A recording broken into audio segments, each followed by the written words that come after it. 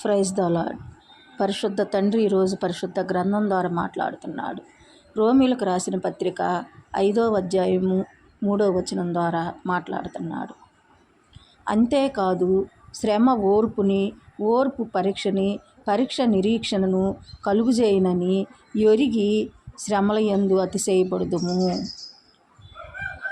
కలుగుజేయనని, నిరీక్షణను కలుగుజేయనని ఎరిగి శ్రమల యందు అతిశయపడుదుము. మనము దేవుణ్ణి నమ్మిన వాళ్ళము. మనకి కష్టాలు వస్తాయి. దేనికి వస్తాయి?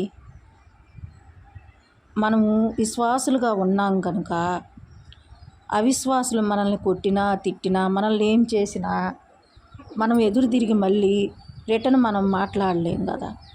ఎందుకంటే మనం క్రీస్తుని అంగీకరించిన వారిని. క్రీస్తుని అంగీకరించిన వారిగా ఉన్నప్పుడు మనము తిరిగి మనం మాట్లాడకూడదు, తిట్టకూడదు, కొట్టకూడదు. అలాంటప్పుడు మనకి కష్టాలే వస్తాయి. కానీ మనకి కష్టాలు కాదు, కష్టాల్లోనే మనకు ఆనందం ఉంటుంది. శ్రమలు వచ్చినప్పుడు కృంగిపోకూడదు. క్రీస్తుని అంగీకరించిన వాళ్ళు మనం దేవుణ్ణి ఎరిగిన వారిని. మనం దేవుణ్ణి ఎరిగి మనం విశ్వాసులుగా ఉన్నప్పుడు మనకి అలాంటివి గాలివానలాగా ఇలా వస్తాయి, అలా పోతాయి. గాలివాన వస్తుంది, ఎంతసేపు ఉంటుంది? అలాగనే ఇలా వస్తుంది, అలా పోతాయి. సముద్రంలో అలల్లాంటివి అయ్యి అలలు ఎంతోసేపు నిలబడవు కదా.